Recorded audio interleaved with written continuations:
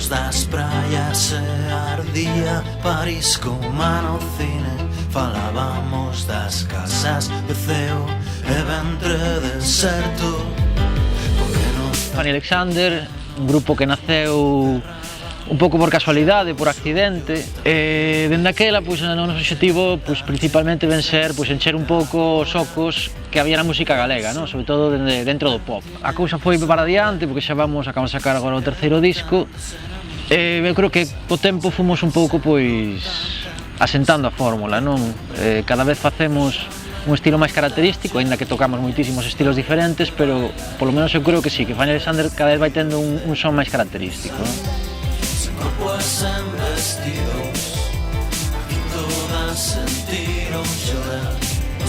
Que Alfaias é a suma do primeiro e do segundo, non? E é certo, non? É unha evolución moi lóxica. O primeiro é un disco que ten cancións moi accesibles, pero tamén hai algunhas que son auténticas idas de olla. No segundo a cousa xa se fai máis accesible e este xa eu diría que para todos os públicos.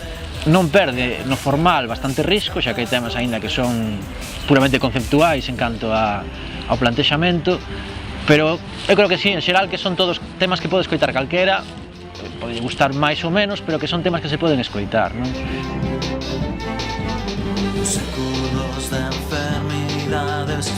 A escolla, se miramos as nosas vidas, é un pouco case biográfica, e é subxectiva, non escollemos as obras, sino que escollemos os autores. Algúns deles coñecíamos de antes, os fomos coñecendo ao longo da nosa vida, outros máis recentemente, pero sempre é xente do entorno, e sobre todo queríamos que fose da xeración, non? Pois queríamos que vese ese espírito, non? De non heteroxeneidade no estilo, sí, pero incluso nos tons, nas temáticas e demais, pero que houvese unha especie de fío invisible entre todos os autores.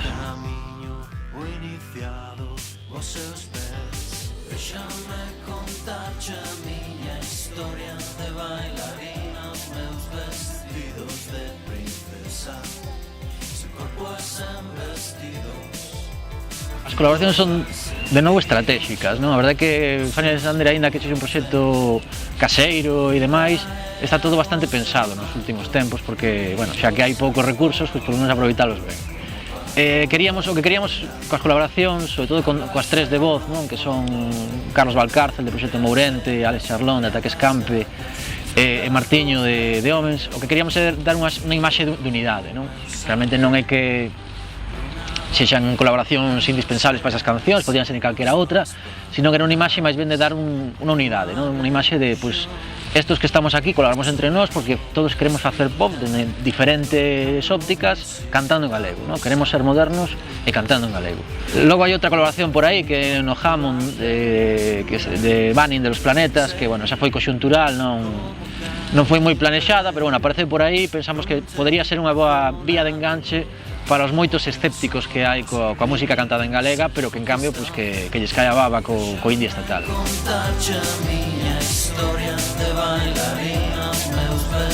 Facemos música porque gostamos da música, porque nos temos ese impulso, tamén queremos, de paso, pois, aportar cousas, non? Sobre todo no tema, pois, eso, do tema da lingua, non? Que para nós é fundamental. Non se trata tampouco de poñer o galego de moda ou facer que o galego sexa algo guai, non? Tampouco se trata diso, porque eso, ao fin e ao cabo, pois, é efémero. Pero sí que se trata de asocialo a algo moderno, non? Algo contemporáneo.